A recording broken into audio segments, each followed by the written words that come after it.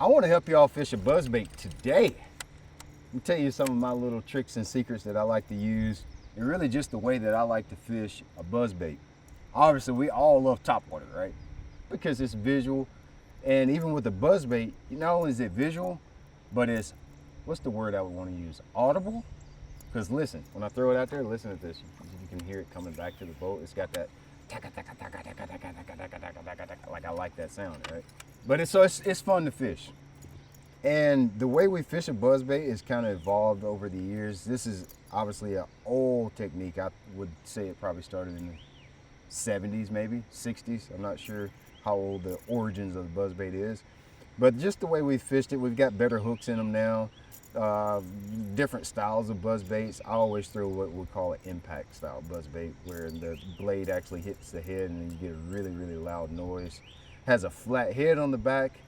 That allows you to skip the bait really well. So if you want to put it under docks, you want to put it under something like the underhanging banks that you'll find around here, you can do that, because this really helps the bait, just like a rock. You know, when you're trying to skip a rock, you want to find those flat ones with a flat surface, so you can do that with this buzzbait.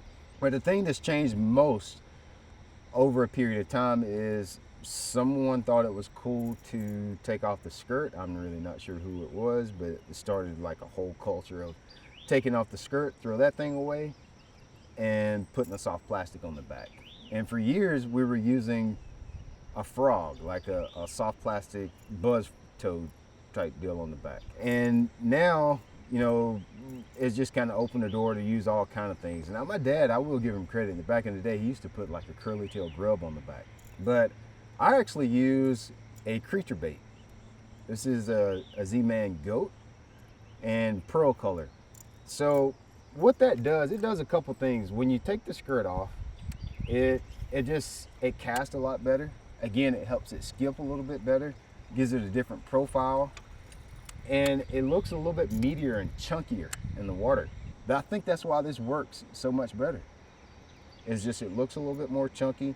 You can put it in places where you wouldn't be able to put a buzzbait back in the day. So it works. Like it's just a system that works really good. What I like to do, I take the pearl white Z-Man goat. This is it right here. And I actually trim it down just a little bit. I think this is like 3 3/4 inches long. A lot of people say, well, why, instead of trimming it, why don't you just get the baby goat? Because this comes in 3 sizes: a baby goat, the goat, and the big goat. All right. But I take the goat and trim it down a little bit. Like I was saying, a lot of people say, well, why don't you just use the baby goat? Well, the little paddles on the back are not the perfect size. On the goat, I feel like it's the perfect size little kickers here. Perfect size little feet. The baby goat is just better for like a finesse jig, in my opinion. You can actually use it as a Ned rig too. So if you downsize to the baby goat, you just don't have enough, you ain't got enough booty back there to make it shake and drop it like it's hot. You know what I'm saying? So I like the goat the best. I feel like the billy goat is just too much booty in the back. And it slows down the buzzbait. It has a tendency to want to kind of make it like pull down because it has so much resistance, because the legs are too big. The billy goat, I feel like, is better for like a flipping bait or the back of a chatterbait, or even just using it as a topwater. You can just use this as a standalone bait. But just a regular goat works best for me. I like to come in here. You see they've got like these little segmented sections on the body here. I'll cut about 2 of those little egg sacs off. Bop! Just like that. And here, I'll re-rig this one. I've been using this same goat for about 5 fishing trips. I think 5 of them come in a package. What I do is just take it, rig it right up on the hook.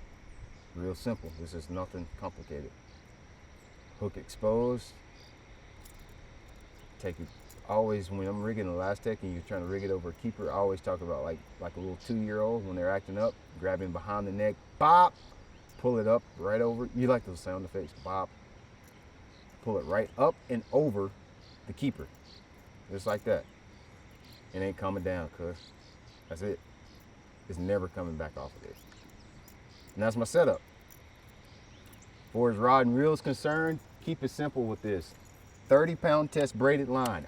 Always. Don't try nothing else. Monofluorocarbon, copolymer, weed eater line, twine, whatever else you might use for fishing line, throw it away. Get 30-pound test braid. Why do I use 30-pound test? Because 50's too big and 20's too small. It's just the perfect size, okay? 30-pound test. What I like to use, this is a 7-foot medium heavy action rod. Medium heavy power, sorry, you gurus out there. 7-foot medium heavy power rod. I'm gonna be trying to put this bait in some pretty tight areas. Not too long a rod is gonna just make it hard on you. High speed reel, because I'm gonna put the boat in gear, I'm gonna go. I'm gonna put that sucker in gear on 90%. I'm gonna let it rip. I'm gonna have it white capping behind my boat when I'm throwing that buzz bait. I'm gonna fish everything in front of me. A buzz bait is something that'll let you fish really fast. You can put it in gear and just throw it at everything you see. Everything you see beneath the surface, everything you see above the surface, and things that you don't even see that used to be there. Try to imagine where something may be. That's what you want to do with the buzz bait. You can fish it fast and draw strikes. Because it's loud, you have drawing power. You can pull fish to it. You can get their attention, bring them to it. Put the boat in gear, let's go. So that's the equipment. I think I covered everything. Rods, you got the bait, right? 3/8 ounce. I didn't mention what size buzz bait. 3/8 ounce, probably about as big as you want to go. 7 foot or less.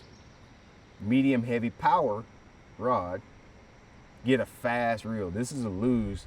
This particular one's 7.5 to 1. Get a fast reel so you can keep up with it and won't work you to death. So you're not doing the pencil sharpener, trying to keep the buzz bait up above the water. It's just gonna help you keep the buzz bait up, and it's just not gonna wear you out. 30-pound test, braided line, because 20's too small and 50's too big. All right, let's get up here on the deck and I'm gonna show you where to fish it at. So there's not many scenarios where a buzz bait won't work as long as it's shallow. You can't throw it too shallow. I mean, like, you cannot throw it too shallow. You would be surprised where a bass can get when it comes to being very shallow. I'm gonna show you a couple of places that I like to fish, what that stuff looks like. I know I can sit here and talk about it all day, but I'm gonna show you what banks look like that I like to fish a buzzbait on. If you look on this bank right here, you see I got a couple laydowns. I got a few underhanging, like overhanging banks. Some of the banks are kind of undercut. Place where a fish can kind of back. Largemouth are fish that they like to set in one spot and wait on prey to come by and attack it.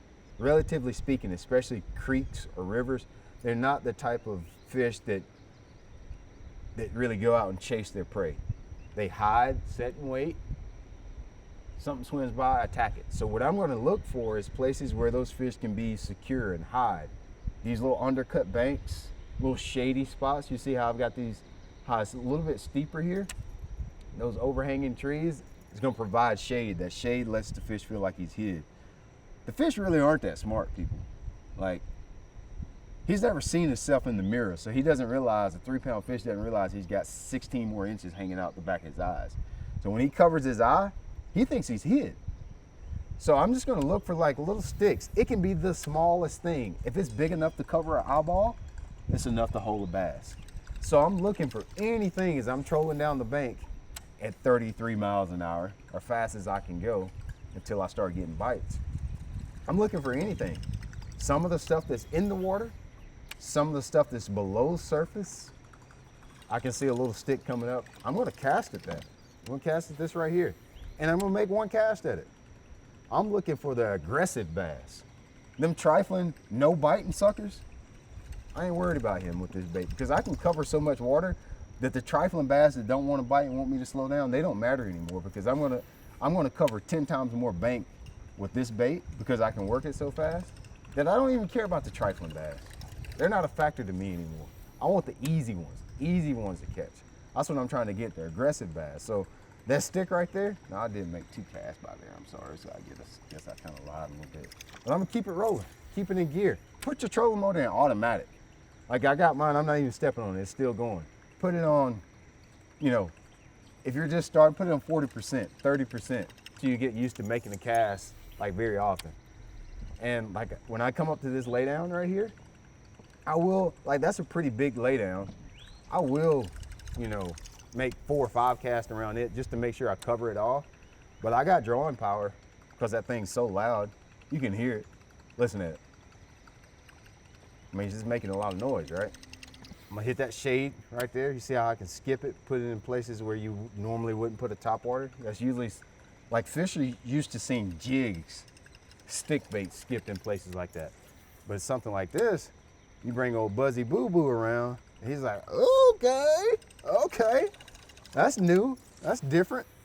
Fishing around the edge of the laydown, I always suggest when you're fishing a laydown like this, I always start on the outside. Because if you try to, if you get a little excited and try to fish the inside first and you hang up, now you blew the whole thing out. Make the easy cast first. Because you might be a dumb one in there that's just been waiting for you to throw a buzzbait by there all morning. So just start with that. Make the easy cast after you've cast around all the outside perimeter of the laydown. Like I'm gonna hit all the perimeter first, all around the edge, because that's the easy cast. Get that low hanging fruit first. I like that. The old man said that. I'd never heard it before. I thought that was the best thing ever. I'm gonna hit that. Now that I've hit all that, now I'm gonna go in for the good. I'm going in for the complicated stuff.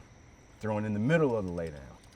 I'm making those complicated casts where I gotta throw on the underhanging parts, where I gotta skip a little bit, where I gotta be a little technical. Because now that I've hit the perimeter, I've looked for the easy to catch bass. Now I'm looking for those trifling ones. And I ain't really worried about it. I'll give them one chance, but I'm not gonna spend a whole bunch of time on them. That's how I like to approach it. And I'm not gonna waste a whole bunch of time. Like I've gave that laydown its time. Usually this is a bait you're gonna want to throw in the morning. Then after I do that, it's over.